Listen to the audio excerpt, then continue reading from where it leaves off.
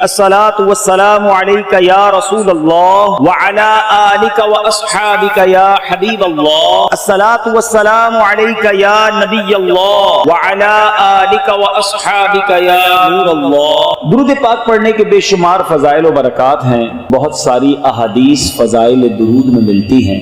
سرور کائنات علیہ الصلوۃ والسلام فرماتے ہیں، بے شک اللہ عز و جل نے ایک فرشتہ میری قبر پر مقرر فرمایا ہے، ان اللہ وکل بقبری ملکن۔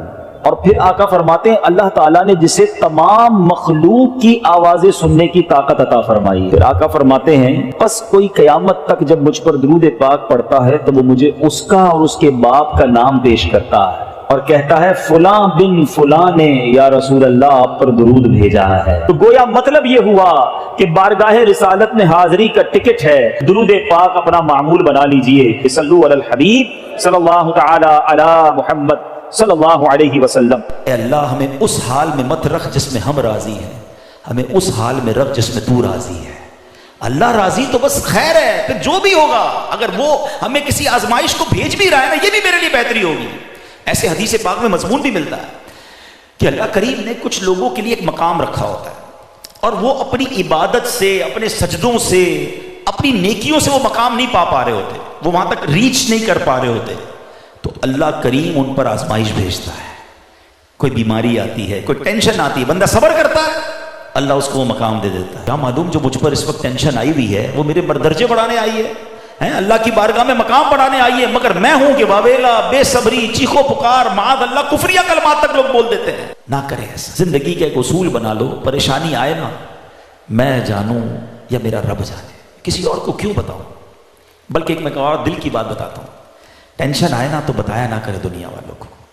دنیا والے کچھ بھی نہیں کرتے ہیں، سچ بتاتا ہوں کچھ نہیں کرتے، کر بھی نہیں سکتے اور کرتے بھی نہیں، بلکہ بعض اوقات مذاق اڑاتے ہیں۔ ہم جا کے بتاتے ہیں نا کسی کو میرا یہ مسئلہ ہے، ہمارے جانے کے بعد دوسروں کو بتاتے ہیں آیا تھا میرے پاس، اس کا یہ پرابلم تھا، اس کی یہ ٹینشن تھی۔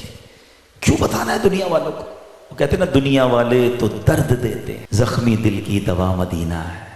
اللہ سے عرض کرو نا، اللہ کے نبی کی بارگاہ میں فریاد کرو، وہاں درود پاک پڑھیں۔ کیوں دنیا والوں کو بتاتے ہیں؟ دنیا والوں کو بتا کر آخر میں کہتے ہیں جناب ہم تو صبر ہی کر رہے ہیں۔ آپ صبر نہیں کر رہے جناب، آپ نے سب کو بتا دیا۔ ایک جملہ سب کو یاد ہوگا، اللہ پاک آپ کو صبر جمیل عطا فرمائے۔ آج تقیہ کلام بن گیا ہمارا۔ سوال کروں کہ بتائیے صبر جمیل کس کو کہتے ہیں؟ شاید کوئی بھائی کہیں گے یہ کوئی جمیل صاحب ہوں گے جن کے صبر کی بات ہوتی رہتی ہے۔ یہ کسی جمیل صاحب کا صبر کی بات نہیں ہو رہی۔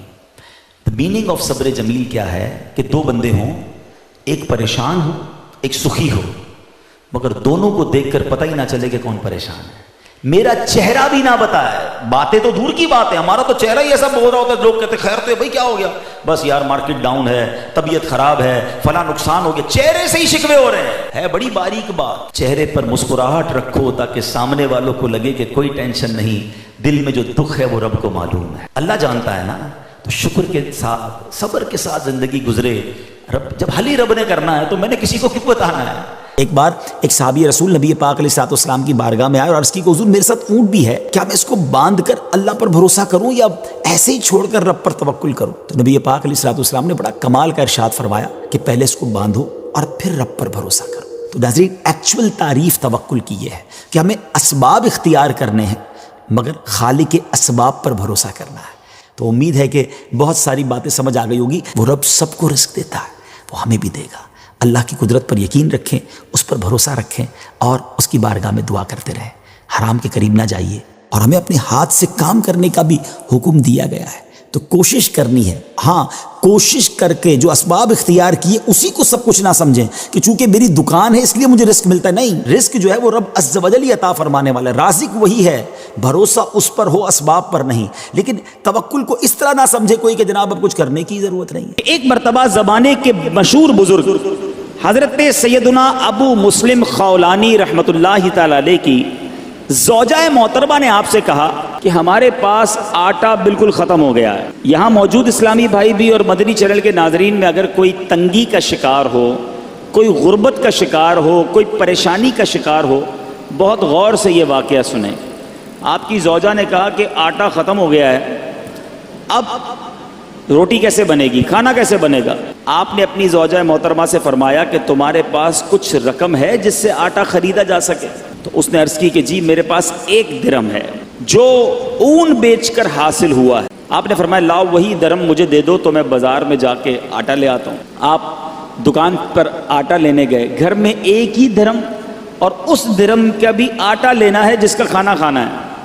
جب آٹے والے کی دکان پر پہنچے تو ایک فقیر وہاں آن پہنچا اور اس فقیر نے کہا کہ اے ابو المسلم خولانی, ایسا کرو یہ ایک درم مجھے دے دو, مجھ پر صدقہ کر دو.